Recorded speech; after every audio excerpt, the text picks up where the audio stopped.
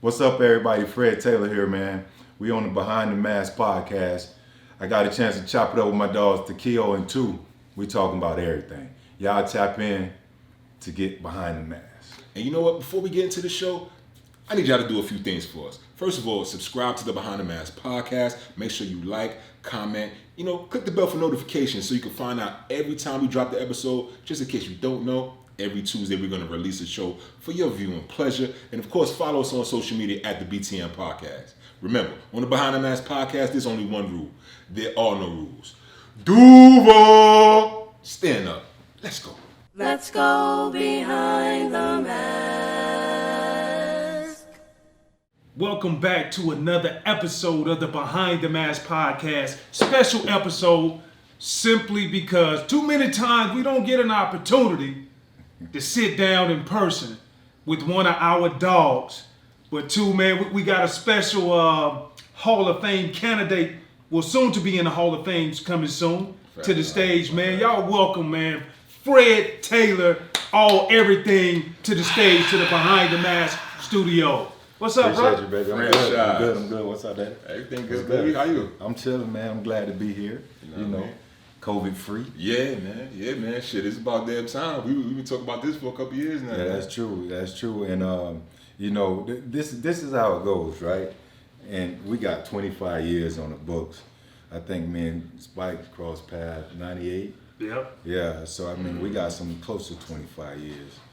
And before that in college. Right, and way back in college. So my whole thing was, this came about, and I wanted to golf. And I'm like, but this is my dog. He wanted to burn out. But I thought about our friendship, man, and I always talk about relationships. I always talk about on our podcast relationships, and you hold them, and how invaluable and priceless they are. Yeah. So I was like, I gotta go do my dog. You know what I'm saying? I gotta show up. So men show up. So that's why I'm here. No doubt, man. That's good, man. It's good to see you. I know. For the people that don't know, I had a brief stint, a couple years with the Jaguars, and Fred was the running back down there, obviously franchise doing this thing. So anytime I see you, if we bump into each other in the club in Miami, wherever, there's a smile on my face just because all the knowledge that you've given, what you meant to the game. Appreciate it.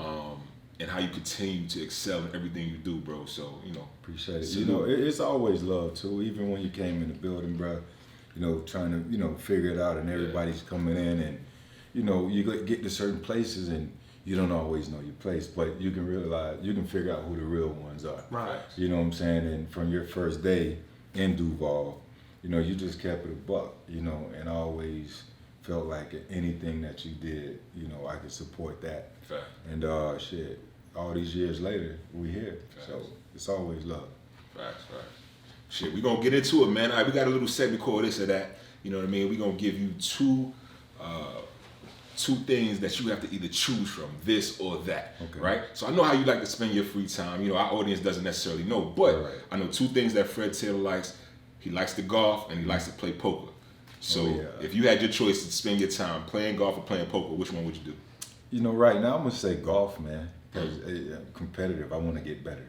In poker, I like the camaraderie in poker, but I don't like losing money.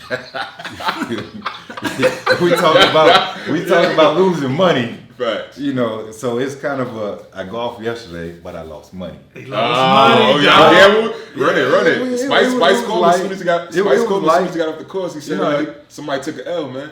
I took an L. Everybody took an L. He came away victorious, and this is the problem. I got all the money. Yeah, this is the problem. He almost had a hole in one. His divot was 3 inches from a hole in one. Damn. Hit the flag and bounced back. He had a 2-foot putt that he drained for a birdie. But that's, I saw his swing. Yeah. On Instagram. Facts. And I was like, I got this in the bag. You know what I'm saying? I underestimated my opponent. And, I struggled early. I made a little run because he was up like 12 strokes at one point. Damn, what? Yeah, made a little run. Tear that and ass then, up. 16, 17, he got back right. 18 was just kind of like, all right, it's a wrap. Oh, so yeah, he won the bread. He probably won 130 from me. Yeah. Yeah. And we played a foursome, so I got enough money to go out and enjoy myself a night out on the town. Yeah, Right. bro. Yeah. But this or that, I would choose golf because I can play that till I'm 70. Facts. All right, Super Bowl ring or Hall of Fame induction. And let me remind everybody, you were the only running back that made it to the semifinalist list. Right, last year. That's a no-brainer. I guess it's not. But because I can't go back, I can't go back, and I gave my everything, and I didn't get a ring.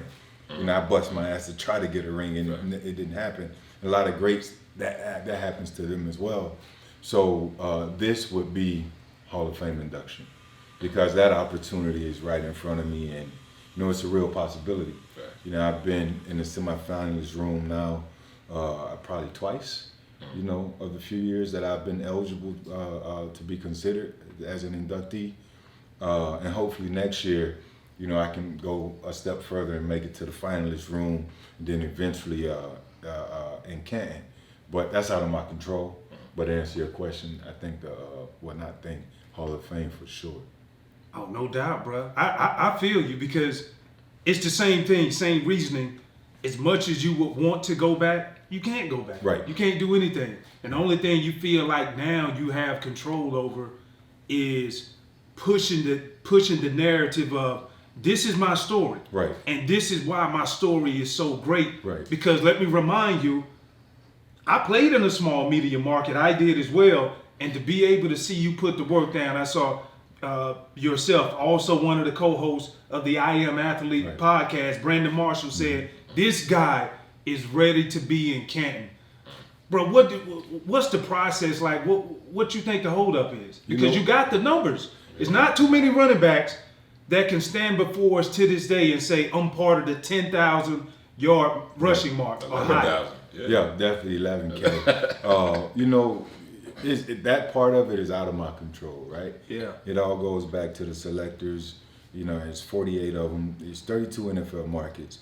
So each market has a selector, and then you have 16 additional selectors from the national, writers. And these guys are just deciding your fate based on, I know for a lot of it, I'm hearing what they're saying, you don't have enough Pro Bowls. I can dig deep and go into that, why I don't have enough Pro Bowls. I've always had the numbers, but due to certain injuries when I first came in, the consistency wasn't there. And, older heads, you had guys that I had numbers better than, but they had a bit more notoriety. And for me, the Pro Bowl is really a fame game. It's a popularity contest of sorts, as opposed to just taking the top 3 guys and saying, hey, you guys earned it. You finished the season this way. You should go. But they cut it off with a whole month left in the season. And I usually get hot in December. So if we look at those numbers, you look at a couple things. Early in my career, the AFC Central, our division. Yep. The old division. I think the tough one, if not the toughest division. It was the toughest, because if you throw out, you have Pittsburgh in there, you have Baltimore in there. We know what they did in the late 90s, early 2000s. Their defense is the best in the world ever in NFL history, the Super Bowl team. And then you throw the Titans in there. They had the Super Bowl run. They had great defenses. The Bengals was always a tough matchup, but let's keep it real. You did your thing against the Bengals. Yeah, I don't know if you hit us for 100. A couple hundred. Come on. But that's the game. You know what I'm saying? But that doesn't minimize who he was as a player. Everybody knows what Takeo brought to the game. And a lot of other guys on the team too. But, sometimes we had, certain teams have those coaches. They can be in the coach's head. And the coaches, they outcoach the other coaches, and we get the wins. But that's besides the point. We're talking about the Hall of Fame. So I think I deserve to be in there based on my numbers itself. And hopefully at some point when they do a deep dive and they say, all right, this is the defenses that this guy faced. These are his numbers. Let's not look at the Pro Bowls, because the Pro Bowl is a joke nowadays. So that criteria has to go away at some point, I think. But I think that my numbers are solid. You look at the fact that Jacksonville was an expansion team. A lot of other things too. But it's a sad situation where you got to politic. Yeah. The team's got to get behind you. The right people get behind you. You got to have the right person to tell your story, right? And they can't be lazy. They got to want to get up there and win for you Facts. more than you want to win for yourself. So our selector in our market, he has to really dig deep and say, hey, look, when you present, this is how I'm presenting Fred Taylor. We know this. This is what you guys don't know. So that he got to focus on what they don't know and sell that. And hopefully I'll get enough votes to get in. Yeah, I think you will, man. And I'm biased, obviously, being a former teammate of both of y'all. Right. I think both of y'all need to be in the Hall of Fame for just what y'all have done for the game, and everybody that we went against, respect. Same thing with Spikes. Much respect.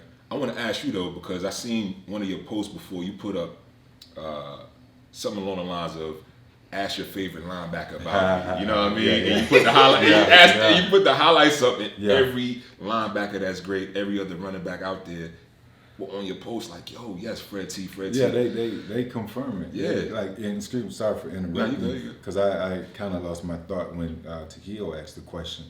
He said B. Marsh spoke about it on our podcast. What makes me feel good, obviously, are my peers.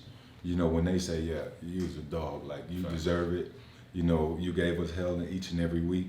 When I was talking about that, I was specifically talking about Ray Lewis. He's the top dog when they talk about linebackers. And he specifically said Fred Taylor is a Hall of Famer from his mouth to the camera. So it's right there on tape.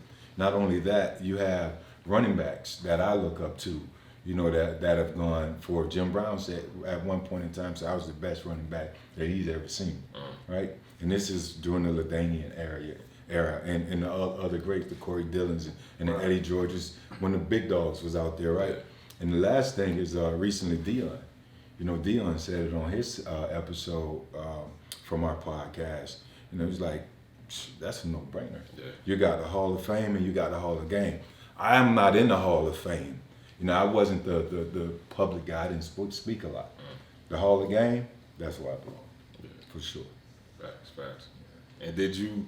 I know Ray was the epitome of the time we played in terms of one of the best linebackers of the league. My bro Spikes did his damn thing, and I know the highlights was up. And y'all played against each other in college. Yeah. So did you give Spikes the business? Because I asked him already, man. You gave Spikes the business, or what, man? Spikes was a dog. He was always the one you like. Don't let him hit you. Like don't let him get you. And that's the one I was running from. And you can clearly see that he was the best player on that team. Period. Back in college. I think I texted him or a couple clips that I found on YouTube, and I chopped him up. Oh, you chopped him up! But I think when you look at him, I was like, Spikes, what you think? You think I made that? I said, did I make that, or did you think you make that tackle? Or what? So we had our little friendly debate, but it's always out of love, and usually that's what competition is. You see the guy, you say he the best. I want him. If we did blitz pickup, if we were ever on the same team and had to do blitz pickup, we gonna go against each other. Right. He the dog, I'm the dog. Let's see what happens. We only gonna make each other better. Right. So you always welcome that. Bro, this is the thing though. I try to tell a lot of guys. People ask all the time because we played in that era and we got so much access to each other. I get the question a lot. What made Fred Taylor so good?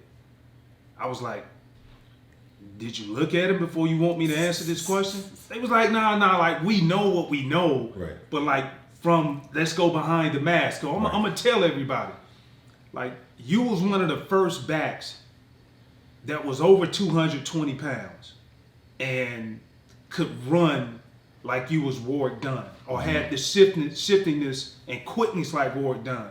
But then you also had breakaway speed, which a lot of people didn't know until you broke out on them, and they realized, man, this dude is moving, bro. Right. And so, like, for me, I haven't seen too many other running backs even come across to this day who could do what you do. What are some running backs now that you see, or do you even see any, who has the same type of physical attributes that you brought to the game? I think who jumps out first is Saquon Barkley. He has great lateral jump cut ability, being able to explode back north, and just his forward lean. He runs with power. He's elusive, and he has the home run speed. So he's the guy that comes to mind first. And another guy Obviously, you're talking about speed. You talk about he has lateral ability for a big guy. You know, Derrick Henry, he's not as elusive, but he's showing a whole lot of ability that he can make guys miss, and that's what it comes down to. And he's running away from people deceivingly fast. But this era of backs, you know, I don't know how many of them are going to see 10,000 yards. You know, the way the game is evolved. So true. You know, I don't know how many more 10,000 yard backs we'll see. If Derrick Henry stays healthy, he's going to force the issue, and he will be one of those guys. But aside from that, you know, it's a pass first league. Yeah. You know, and I just don't see the guys getting those carries and those repetitions to achieve that mark. Hell, I should have had more. I missed 60 plus games in my 13-year career. How many? 60, unfortunately, over 60 games. And you still part of the elite. Yeah. 11,000 or more rushing yards. That's right. All the time. Right. I was 21 when I hit 10,000. Right. The 21st back to ever do it. But now I'm inside 11. Right. I'm inside 11. I know my exact numbers, bro. 695. Like I can't forget it. Yeah. You know, in my last 2 years in New England, really, I was just trying to catch my idol, Jim Brown. You know, I wanted to get that, you know, cross that 12,000 yard mark just to catch Jim Brown, and I was content, you know, obviously chasing the ring, but that was my mark, and it didn't happen due to injuries when I got to New England. I missed 20 games in 2 years up there with a turf toe, and I tore my ankle up and had to have surgery on it. But yeah, man, the game don't owe me nothing, right? I gave it my all, and whatever come from it from this point, you know, I was fortunate to play in the league with the best of the best in the world. Yeah. So I'm good on that. Right. Yeah. And I think I remember that 10,000 yard when you eclipsed that mark. I think you ran over the safety on that play, right? You trucked him. I do remember that. My dog. Who you ran over, bro? Former Florida State Seminole, Chris Hope. Yeah, see Hope. When we had some battles in Pittsburgh before he, you know, went down to Tennessee, and it really couldn't have come at a better time. You know, that was 11/11/07. I never forget it.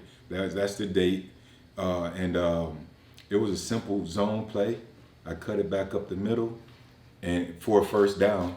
And it was me and Hope in the tunnel. He was on his heels, though. Yeah, he was on his heels because I gave him a high. Yeah. You know, high look. And he was like this. Yeah.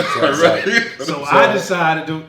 Yeah. Instead of doing, I said, let me get it in fashion because I knew how many yards I needed to go across 10,000. Yeah. So I said, let me be a bit dramatic, right? Just gave him the business. Yeah. It was ugly, but I love. See, Hope, I love you. You was just on the wrong game. The wrong time. Yeah.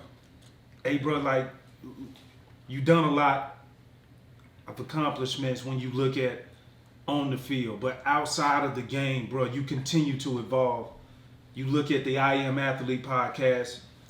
You guys came together and actually love the show, love what y'all are doing, man.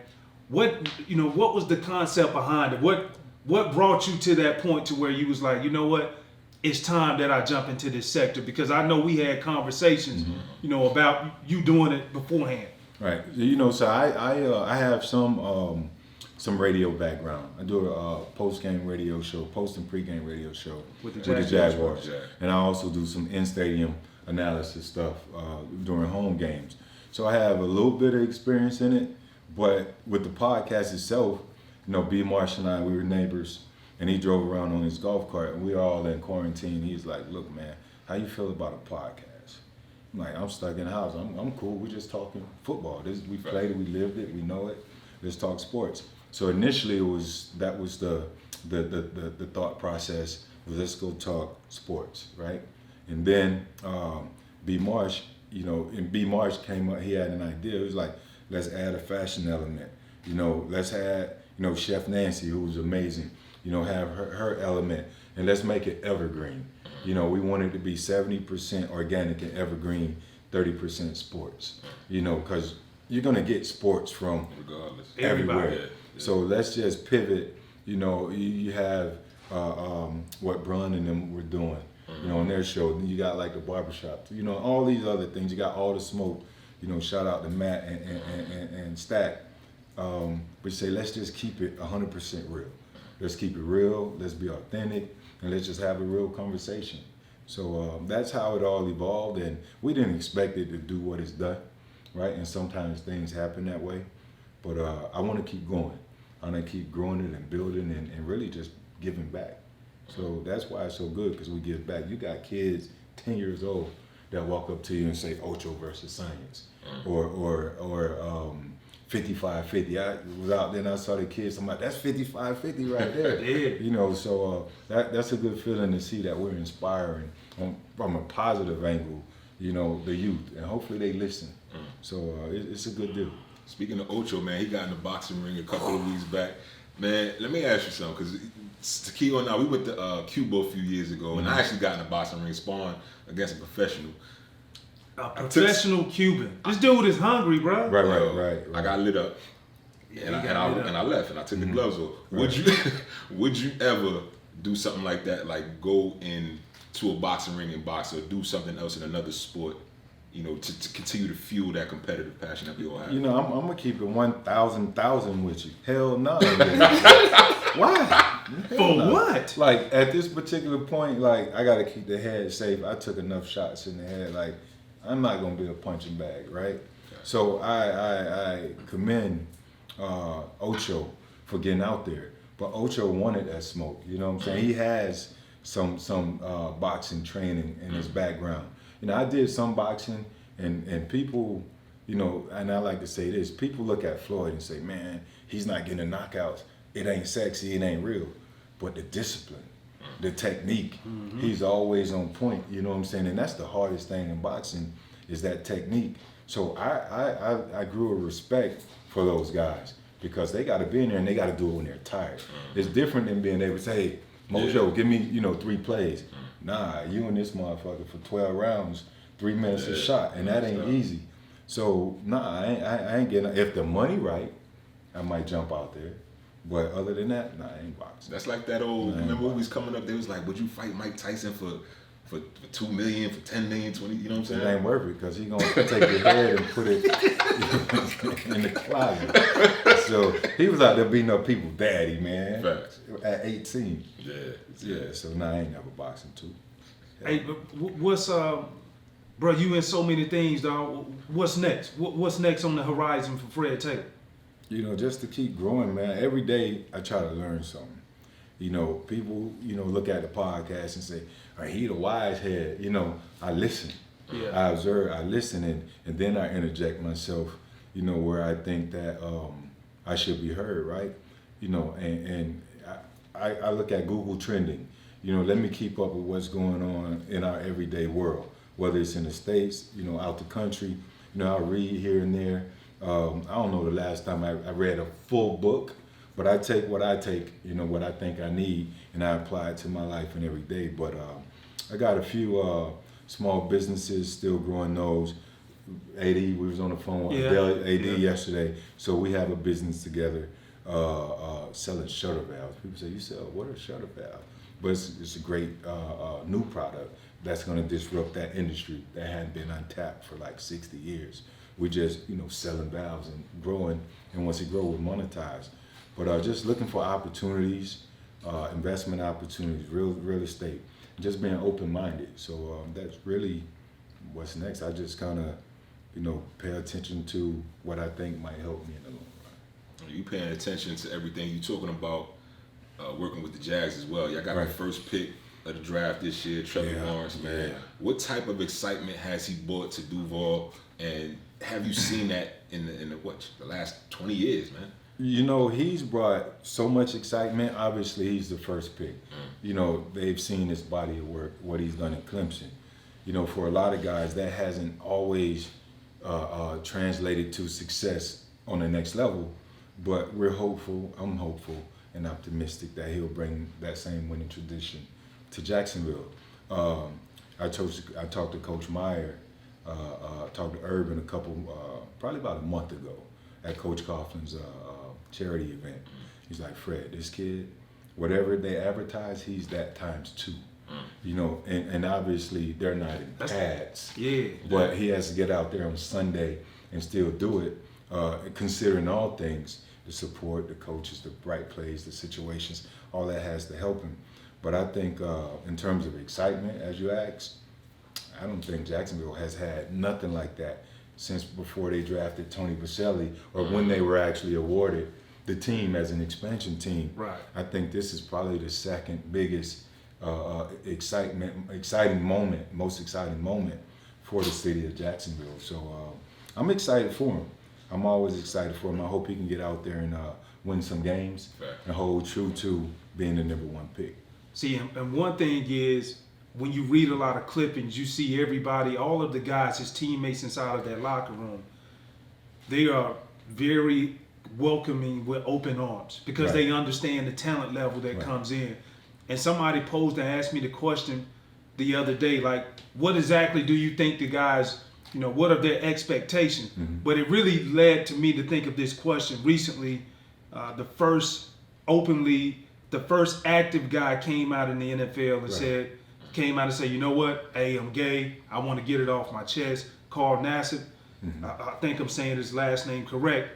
But he came out and somebody posed the question to me. I wanted to get your take on it because we're in different eras. But at the end of the day, the locker room is the locker room. Right. The locker room is the locker room. And but I think we're in 2021, right? Well, no, not think. We're in 2021. A lot of the machismo, people are looking at it and saying, we have to be able to put that aside. Let's have compassion. Whatever you do in your personal life is your personal life. That's your time. We're going to get on this field in these trenches. It's a brotherhood, and I don't really care. Now, if you're doing something negative in your personal life, I'm going to be concerned. I don't want that for you. Right. But if you're just out here, just saying, hey, this is my preference, this is how I choose to live your life. Yeah. You haven't done anything wrong. You haven't hurt anybody. You're not out here trying to, demean or insult or be negative towards any situation. Live your life, bro. We're gonna go to war. I don't care about all of that. So I'm excited that he was able to show that courage and get out there because it's not easy. Yeah. He said, I've been trying to do this for some time. And that it takes a lot. And thankfully for the young man, he's able to lift that off his shoulder. Now he can probably get out there and hopefully dominate, and be a better player, be a better person, be a spokesperson for that community. And that's just my take, man. Live his life. Facts. I think one of the things people may not know is that we in the locker room, we don't care about that. We just want to make sure you're doing your job. You know what I'm saying? We had probably people on our squad where we was playing. Some people that question that we didn't know how would we know because that person didn't admit it. But it's like if you gonna go out there and do your job on the field, that's all that matters. Because guess what? When I go home to my lady, my wife, my whatever, that ain't none of your business neither. So I think that the people that ask what we think about it, it's like, yo, that's personal. This is our jobs. Right. You know what I'm saying? And life, life we're here is evolution. We all evolve, and the sport it follows that. It evolves with life. And this man, like I say, he took the courage. He's living his life. He wants to live in his truth, and that's that. There aren't any bias. The league hasn't shown any bias. You'll have you have some guys that believe in what they believe in, and they'll segregate themselves to what they believe in and in their space, and that's okay. You can't force anything on anybody, right? So I've never been, a guy that questioned, this person or that person. I'm doing me over here. You do you over here. We're gonna meet in the middle and go try to win these games. That's all that matters. Yeah, that is all that matters. And my response just to, when they asked me, I was like, I don't have a problem with it. Right. And I was challenged. Mm-hmm. Like, you mean to tell me? And I'm like, look, bro, let me simplify it for you. You got to understand this. Who am I to be the one to judge? Right. When you see we're in 2021 and you look at everything what we've been going through as a race just in 2020 that was exposed. Right? So who am I to be the one to say I'm going to have prejudice against you when every day we as black people, I feel like oftentimes we're not comfortable in our own skin because we trying to get the approval to whether or not we want something tangible, whether or not we trying to get a job. And I feel like a lot of times we are faced to be somebody who we're not. Right. And so to be able to see Carl, to be able to come out, listen, I'm all in agreement with it. Right. I get it because it's so hard to live in your own skin. Right. And so I'll be the last person to sit up here and say, oh man, I ain't down with that. Bro, you did it. Congrats to you. Right. I'm happy now that you got that burden off of your shoulder because me as a black man, I know what it's like to carry that burden every day of trying to get things accomplished, trying to get business, even trying to go get loans. Right. You know, if you're not me, but if you just somebody else who's black, an average black person, it's hard because you have that, you're, what's the best word I'm trying to say? You're, you're gonna have prejudice shown against you. Right, and I can nip this in the bud, bro, real quick, real simple, man. Most of the people that, you know, want to talk down to, well, this ain't right, you shouldn't be this way. You know, the Bible says this, the Bible says that. These Christian folks, these sanctified folks, the first thing the Bible said is, thou shalt not judge. That should kill the whole conversation. You live your life and worry about you and your maker. Let them live their life and worry about them. And you're not supposed to judge, period. And that's the end of it. Right. That's the end of it. Facts, man. Fam, we're going to let you get out of here, man. One last question. So, the history books are written. You know, everything went on during the league. Over 11,000 rushing yards. Over 65 rushing touchdowns. You know, successful podcast. Great father. How do you want the Fred Taylor story to end and be written? Shit, too. You know me. Come on, bro. That's crazy because it's just me. I just wanted, you know, whatever it. I don't know, bro. That's always tough for me. Like you really got me twisted up. Like I'm trying to figure it out, but I guess at the end of the day, man, those who knew me, they whatever's in the books is what's in the books. It doesn't really matter. You know, it doesn't matter to me, bro. I don't really care. At the end of the day, I bust my ass. You know, I gave everything. I try to be a good person. You know, I try to be a great friend. I try to do everything right.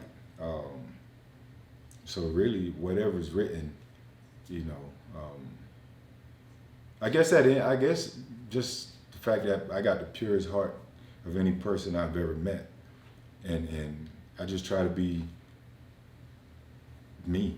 I mean, I don't really know what to say, bro, other than shit. That's that. I just live my life, you know, how I live my life, and whatever came to it, that's what it is. I mean, I really don't have an answer for it. You know, I'm trying to find an answer, but I don't want to bullshit. Nah, you like, keep it at 100. That's what it is. You keep it at 100 as always, bro. Yeah. Fact. I don't know. Now you got me thinking. Maybe I need to go back and think. Like that. That's really what it is, bro. I just did me the way I do it. Yeah. Well, bro, we appreciate you stopping by, my dog. It's love, you know that. Yeah, man. We couldn't miss out on this opportunity, and make sure we get that golf game right Let me before ask you something real quick. Go ahead. Come Can on I with get it. a copy of the book since you took my money? Let's act like I paid for it. I think I could do that. Do that, please? I think you know what? This is what I'm gonna do. Yeah, man. I done paid for it 10 times. You know what I'm saying? You know what I'm saying? But I'm going to show love anyway. This is what I'm gonna do. Yes, sir. Your own copy right here. I was waiting to give it to you. Autograph by the author, though. Yeah, absolutely. I Yeah, got I'm you, bro. getting a little- Because guess what else? By you accepting this copy, you're going to be in volume 2 behind the mask with some of the greatest running backs in the game. And this is not contingent upon today. This is the body of work, bro, because I study this, dog. Yes. I study players. That's what I do. So with you accepting that, bro, I appreciate it, and makes you indulge in the book so you Let's give me do some it. good stories when we create this Hey, thing. let's do it. I'm with it. Volume 2. Count me in for sure. Yeah, right on, bro. All right, bet. We good. It's a wrap.